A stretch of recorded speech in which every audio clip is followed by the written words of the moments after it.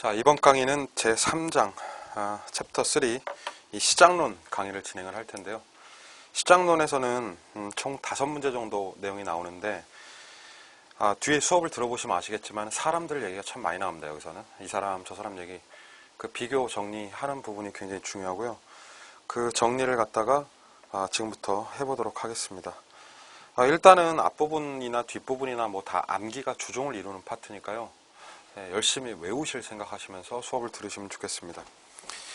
자, 일단 시장의 시작은 시장의 구분부터 시작이 되는데 두 가지 시장을 써놨죠. 86페이지에 완전 경쟁과 불완전 경쟁. 현실의 부동산은 어감으로만 놓고 봐도 불완전 쪽에 가깝겠죠. 그러면 왜 현실의 시장을 불완전하냐라고 부르는 이유를 알아야 돼요. 그러니까 완전 경쟁의 조건을 갖추지 못해서 불완전한 건데 거기에 대한 얘기들을 좀 해보겠습니다. 그래서 첫 번째 테마는 불완전 경쟁 시장의 몇 가지의 핵심 키워드 정리하는 거예요. 첫 번째, 불완전 경쟁 시장인 부동산 시장은 소수가 키워드입니다. 수급자가 소수란 얘기는 시장에서 초과 수요나 초과 공급이 날 수 있다는 얘기죠. 그래서 그렇게 정리를 하시면 되겠고요. 두 번째, 시장에서 수요 공급자가 소수이다 보니까 한 명의 공급자나 수요자가 가격에 영향을 줄 수도 있어요. 가령 뭐 독점이나 독과점 생기면 가격 막 결정하고 이러죠. 그렇죠? 그래서 가격 조절자로서 수급자가 역할을 할 수 있다. 세 번째는 부동산 시장은 상품의 개별성, 즉 이질성이 있죠. 그래서 하나의 물건이라도 하나의 가격이 성립할 수가 없습니다. 일물일가 X. 아래쪽에 부동산 시장은 시장에 들락날락하기가 굉장히 힘들어요. 이걸 소위 진입장벽이라고 하는데 진퇴가 어렵다. 이 이유는 비싸기 때문이다 해서 고가성 때문입니다. 그런 특징이 있고, 마지막에 부동산 시장은 완전히 정보가 오픈되어 있지 않아서 정보를 구하기 위한 노력과 돈이 필요합니다. 정보비용이라고 표현하고요. 이 정보비용이 존재하는 시장이 부동산 시장이죠. 조금 더 본격적으로 시험 문제를 보시려면 2번을 보시면 됩니다. 이건 별표죠. 도대체 몇 번이나 나오는지 모르겠네, 시험에. 딱 나온다 생각을 하고 보셔야 되는데 우리 총론에서 배웠던 부동산의 특성하고 굉장히 유사해요. 그래서 그걸 생각하시면서 보시면 됩니다. 1번, 부동산 시장은 불완전 경쟁이다. 자, 2번, 부동산 시장은 지역적으로 국한됐다. 이것도 기억나시죠? 국지적 시장, 부동성 때문입니다. 오른쪽 페이지 3번, 부동산 시장은 수급 조절이 곤란하다. 수요 공급 조절이 잘 안 되는 건 공급 때문이죠. 특히나 공급의 단기 제한성 때문이고요. 따라서 가격은 항상 단기에 왜곡될 수 있습니다. 단기 왜곡이란 말도 중요한 말이에요. 4번에 시장은 상품의 고가성이 있다. 비싸다. 비싸면 어떡해? 돈을 조달하는 능력이 중요한 거죠. 그러니까 본인 돈 외에 자금을 끌어당기는 금융 능력이 중요한데요. 그것을 자금의 유용성이라고 표현합니다. 5번, 시장은 거래 자체가 비공개되죠. 왜냐하면 고도로 사적인 경향이 있기 때문에 거래의 비공개성이 있습니다. 6번에 부동산 시장은 유통 채널을 갖추기 힘들죠. 그 이유는 제품이 표준화되어 있지 않기 때문에 그래요. 그래서 비표준화, 비조직성 이런 게 부동산 시장의 특성이 되겠습니다. 그렇게 제가 타이틀 위주로 읽어드렸는데요. 책 한번 쭉 읽어보시면 내용을 쉽게 이해할 수 있을 겁니다. 자, 다음으로 89페이지에 시장의 기능들 나오죠. 이 기능 보시기 전에요. 잠깐 영상 멈추시고 88페이지에 있는 문제들 한번 쫙 풀어보십시오. 시험에 아주 유사하게 나올 겁니다. 자, 계속해서 이제 89페이지부터 하겠습니다. 시장의 기능, 얘도 이제 타이틀 위주로 좀 볼게요. 1번, 시장은 첫 번째 교환 기능이 있다. 재화 교환하는 장터가 시장이니까요. 2번, 그 거래 과정에서 공간 및 자원 배분이 이루어지겠죠. 뭐 당연한 얘기고요. 3번에 시장은 부동산의 양과 질을 조정하기도 합니다. 특히나 양은 뭐 공급을 통해서 이루어지겠고 질은요 용도가 바뀌면서 이루어지기도 해요.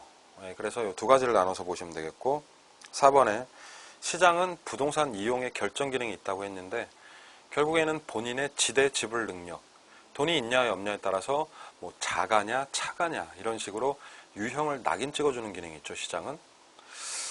자, 이렇게 보시면 되는데 특이한 게요. 시장 기능 중에서는 소득 재분배라는 기능은 없어요. 하나 써놓으실까요? 밑에. 소득 재분배라고 하는 건 고소득층의 부를 빼서 저소득층한테 지원하는 기능이거든요. 일종의 복지 같은 게 이런 건데요. 이 소득 재분배는 시장 기능은 아니다가 정답이고, 소득 재분배는 정부의 기능 또는 정책의 기능이라고 정리를 하셔야 됩니다. 90페이지 넘어오셔서 91페이지로 넘어갈까요? 91페이지로 넘어오셔서 본격적으로 주택시장에 대한 얘기를 좀 해보겠습니다. 강론으로 들어와서 주택 상품에 대한 얘기를 할 건데요. 여기는 이것저것 정리할 게 많으니까요. 일단은 기본적으로 1번에서는 주택의 특징을 볼 건데 딴 내용은 무지 쉽습니다. 저는 한 3가지 정도 볼게요. 3번, 4번, 7번이요. 3번. 주택은 오래 쓴단 말이지. 내구재, 영속성적 관점, 그렇죠? 그러니까 소유와 이용이 분리된다. 본인이 집을 살아도 되고 세를 놔도 돼요.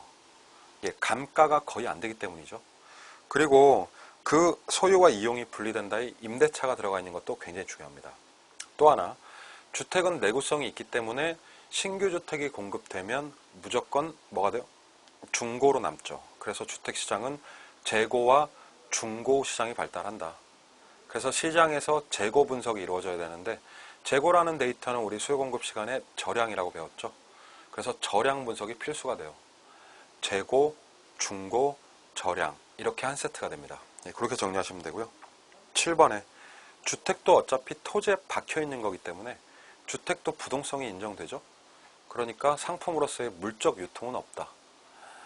뭐 주택을 택배로 받을 수는 없잖아요. 그렇죠? 그래서 주택의 유통은 권리의 유통이다. 이렇게 표현을 하는 겁니다. 자, 본격적으로 시장 분석 들어갈 건데요. 시장 분석의 기초에 보시면 92페이지에서 좀 정리해야 되는 개념이 나오죠. 자, 1번에 물리적이라는 말 체크하시고 2번에 주택 서비스라는 말 좀 체크해 보시죠. 일단은 기계적으로 우리가 좀 연습이 돼야 되는 게 주택시장을 물리적으로 보면 분석이 안 돼. 이걸 예를 한번 들어 설명해 볼게요. 자, 시장을 분석한다는 건 어떤 이론을 만드는 거거든요. 이론을 만들려면 재화를 비교도 해야 되고 서로 대체도 시켜야 되고 경쟁도 성립시켜야 돼요. 그래서 보통 시장 분석은 그냥 제품의 동질성을 전제로 하는 완전 경쟁 시장을 기본으로 시장 분석을 합니다.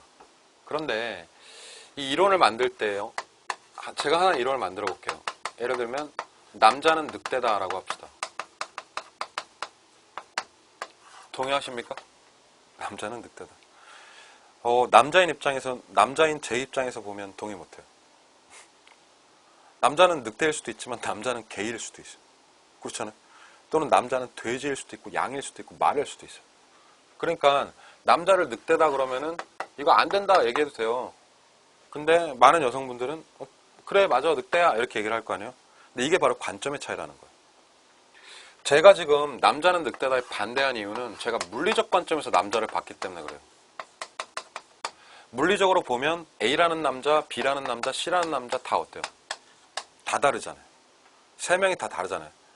자, 3명이 다 달라서 한 놈은 개고 한 놈은 양이고 한 놈은 말일 수 있잖아요.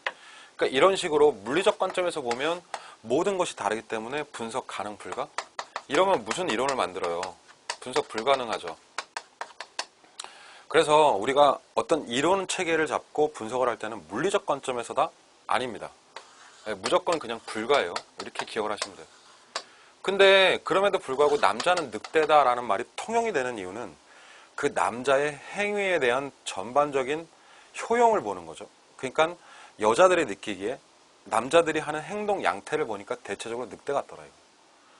그 남자로부터 얻는 느낌이나 그런 행동들 이런 거잖아요. 바로 그런 관점인데 그걸 효용적 관점이라고 해요. 그리고 효용적 관점이라고 하고 그것을 서비스 관점이라고 부릅니다. 그러니까 다 남자가 겉모습도 다르고 물리적으로 다르지만 그들이 하는 행동 양태는 공통적으로 늑대적 관점이 있다라는 거죠. 자, 아시겠죠? 그래서 시장을 분석을 할 때는 뭐가 아니라 물리적 관점이 아니라 행동 양태나 느낌, 서비스 이런 관점에서 분석을 하는 거예요. 주택시장도 똑같다 이겁니다. 그럼 여기다 주택을 그대로 입히면 되죠. 주택시장 분석할 때도 주택을 물리적 관점에서 분석한다 안 한다? 못해요. 다 다른데 어떻게 할 거야? 개별성이 있는데. 그러니까 물리적 관점에서 못하고 주택에 나한테 제공하는 효용 관점. 자, 이것을 주택 서비스라고 하거든요. 그래서 이런 관점에서만 분석이 가능하다가 정답이에요. 그래서 항상 모든 분석의 기초는 서비스라는 거 잊지 마시기 바랍니다. 주택 서비스라고 하는 건 소비자가 주택을 소비하면서 느끼는 편안함, 안락함, 쾌적함이거든. 편안함, 안락함 측면에서 분석을 하면 주택이 공통점이 생기고 비교가 가능해지는 거예요. 아시겠죠? 예, 효용 관점이다. 그래서 92페이지에 나와 있는 1번, 2번 얘기가 그런 관점입니다. 예, 그래서 그런 부분을 쭉 정리를 하시면 되겠습니다. 93페이지에 오시면 주택시장 분석의 두 번째, 유량과 저량 얘기죠. 유량과 저량은 수요 공급 시간에 배우셨는데 앞에 주택을 붙여서 분석을 하는 거예요. 주택 유량의 개념과 주택 저량의 개념. 그리고 여기서는 유량의 수요량이라는 것과 유량의 공급량 측정을 할 수 있어야 되고요. 그리고 시장에는 저량 분석이 필요하죠. 그래서 저량의 수요량과 공급량 분석을 할 수 있어야 돼요. 일반적으로 유량이다 그러면 기간에 걸친 개념이잖아요.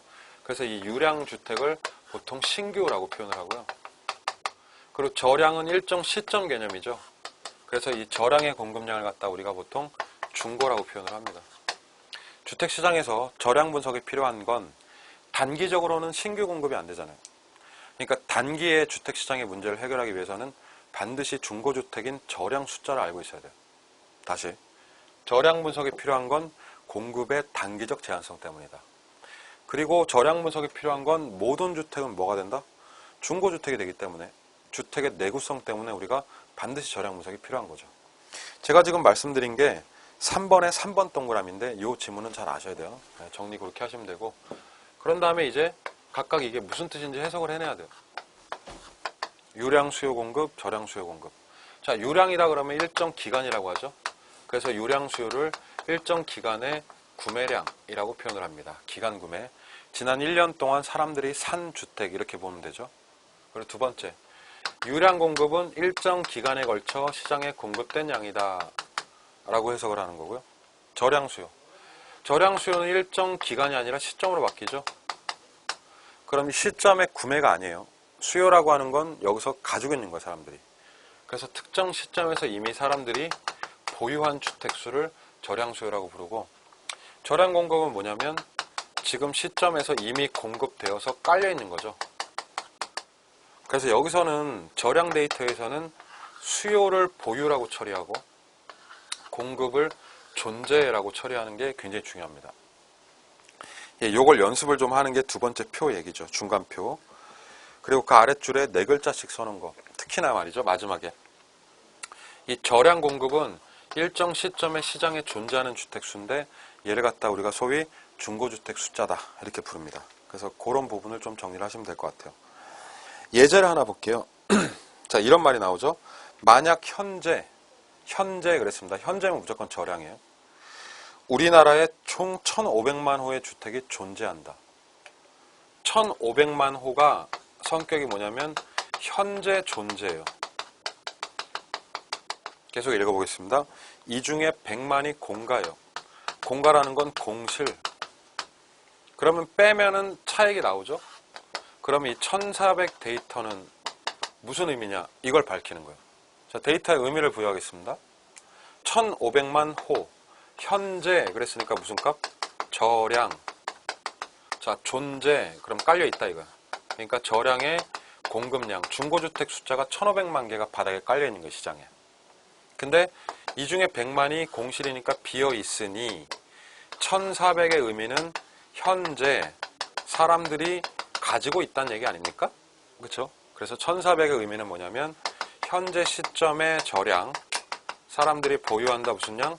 그러면 이게 수요량이 되는 거예요. 그래서 1,400을 저량 수요다라고 표현을 하는 겁니다. 이 회색 박스 연습을 이렇게 하시면 되겠습니다. 이게 유량과 저량에 대한 설명이었고요. 아랫줄에 주택시장 분석할 때는 수요 개념도 나눠서 보셔야 돼요. 94페이지. 바로 두 가지 개념, 수요와 소요로 나누죠. 수요라고 하는 건 우리 아까 배운 수요 공급 시간에 배운 유효 수요 개념입니다. 그래서 구매력을 갖춘 수요를 수요자, 디맨드라고 부르는 건데 문제는 오른쪽에 아직 구매력을 갖추지 못했거나 심지어는 극빈 계층에 해당하는 사람들이 있습니다. 그래서 구매력이 없는 최저 소득 계층의 수요를 우리가 소요라고 불러요. 그래서 주택시장에는 수요자인 자도 있지만 유효수요. 소요자인 자도 있다. 이건 극빈. 그래서 정부 같은 데서 정책 짤 때 수요 파악을 할 때 수요와 소요를 동시에 파악을 하는 거죠. 이쪽 사람들을 위한 정책은 효율성을 강조하는 이윤 극대화 측면의 정책이 나와야 될 것이고, 이쪽 측면을 위한 정책은 형평을 강조하면서 복지나 분배 신경을 써줘야겠죠. 그래서 시장에 항상 수요도 있지만 뭐도 있다? 소요도 있다라는 사실을 잊으면 안 됩니다. 그렇게 나눠서 분석을 하는 거죠. 자, 94페이지 아래쪽 5번의 여과과정, 그리고 95페이지에 이어지는 6번의 주거분리. 이 두 가지도 주택시장에 매우 흔하게 발생하는 현상 중에 하나죠. 하나하나 설명을 해보겠습니다. 중요해요. 이거 시험에 잘 나와요. 여과과정부터 한번 볼까요? 여과라고 하는 거는 주택 순환 현상이라고도 하고 필터링이라고 부르죠. 자, 그냥 저는 주택 순환 현상이라고 표현할게요. 하루가 다르게 매일매일 사회적으로 일어나는 현상입니다. 첫 번째 줄 보시면 주택의 뭐가 변할 때? 질이 변하고 사람들의 소득이 변하면서 나타나는, 쉬운 말로 하면 연쇄적 가구 이동 현상이다. 그러니까 집이 있는데 이 집이 신규 주택이 하나 생겨 이렇게. 그럼 누군가가 들어가서 살죠. A라는 사람이. 근데 시간이 지나니까 집이 질적으로 낡아. 그리고 이 사람들의 돈이 많아져. 그럼 이 양반이 이 집 버리고 신규로 이동을 하겠죠. 그럼 이 집 비잖아요. 철거하고 나가는 거 아니거든요. 그럼 여기에 누군가가 새로 입주하죠. 바로 이걸 여과라고 합니다. 집은 가만히 있는데 사람을 걸러내는 거예요. 계속 소득에 따라서. 근데 일반적으로 보면 잘 사는 사람이 나가면 얘보다 못 사는 사람이 들어오는 게 논리 아닙니까? 그래서 일반적으로 봤을 때 원칙은 그래요. 원칙은 기존에 고소득층이 살던 주택이 누구로? 저소득층의 사용으로 전환된다. 즉 기존에 상위 계층이 살던 주택이 하위 계층으로 전환되는데 저소득이 들어오는 거예요. 하위 계층. 그랬을 때 이것을 하향 여과라고 부릅니다. 이사 나가고 이사 들어오는 거 유식하게 이렇게 부르는구나. 하향 여과로. 어떤 개념인지 아시겠죠? 그런데 만약에 요 예외적으로 요 집이 말이죠. 질적으로 굉장히 좋아지는 거예요. 가령 재개발, 재건축이 되는 거예요. 그럼 여기 살던 저소득층이 판자촌이 철거되고 이게 중산층의 사용으로 전환될 수 있죠. 거꾸로. 즉 하위 계층이 살던 주택이 상위 계층으로 전환될 수 있는데 이렇게 부자들이 들어오는 현상, 얘를 무슨 여과? 상향 여과라고 한다. 그런데 이 상향 여과를 유발하는 요인은 굉장히 뻔합니다. 집이 좋아질 때 얘기거든요. 그래서 여기선 반드시 재건축과 재개발 얘기 같이 나온다는 거 이해하셔야 돼요. 재건축, 재개발 얘기. 그래서 여과는 크게 하향 여과와 상향 여과가 있다. 자, 제가 표 만들어 놨죠. 94페이지 1번에. 하향 여과, 고에서 저로 전환, 또는 상위 계층이 살던 지역에 저소득층이 밀고 들어가는 것도 하향 여과예요. 저로 강제로 전환되는 거. 이것도 하향 여과 측면이죠. 자, 결과 보시면 여과가 잘 되면요. 결국에는 주거의 질이 좋아지는 거죠. 부자놈은 더 좋은 집 찾아가고 저소득층은 자기가 살던 데보다 좋은 데로 들어오고 이렇게 주거의 질이 개선되는 효과 하나 있다. 뭐 이런 효과 기대할 수도 있고 또 하나 지속적으로 주택이 철거되지 않고 활용이 되니까 중고주택 숫자도 늘어나고 공급 증가되는 현상이 나타나는 거죠. 근데 전제 조건 보시면 이런 게 있습니다. 여과가 지속적으로 되려면 되물림이 되려면 고소득층이 나갈 집이 필요하죠. 그러니까 신규가 필요해요. 즉 빈집. 얘가 나가려는 빈집이 있어야 여과가 활발해진다 해서 이것을 공가라고 표현을 하는 거예요. 주택시장에서 반드시 새 집이 있어야 이렇게 여과가 촉진된다. 이렇게 이해를 하시면 되겠습니다. 94페이지 아래쪽에 상향여과 나오는데 상향여과는 저소득층이 사용하던 주택이 상위로 전환되는 거, 특히나 3번 동그라미에 있는 재개발, 재건축 잊지 마시고요. 여과라고 하는 게 결국엔 주택을 계속 되물림하면서 쓰는 건데 새로운 세력이 들어와서 바꾸는 과정이죠. 주거를. 그래서 우리 95페이지에 있는 침입이나 천위라는 개념으로 이 주거 변화 현상을 설명할 수 있습니다. 누군가가 들어와요. 침입. 그리고 그 주거 문화를 바꿔요. 이걸 천위라고 하는 겁니다. 자, 아래쪽에 6번에 주거분리 현상. 주거분리도 뭐 하루가 다르게 우리 주택시장에 일어난 현상이죠. 주거분리를 설명을 좀 하자면 얘는 소득 계층에 따라서 나눠지는 거예요, 집이. 그래서 소위 이제 소득 계층별 분화라고 표현을 하는데, 자, 주거분리 설명을 좀 하자면 정의는 그렇습니다.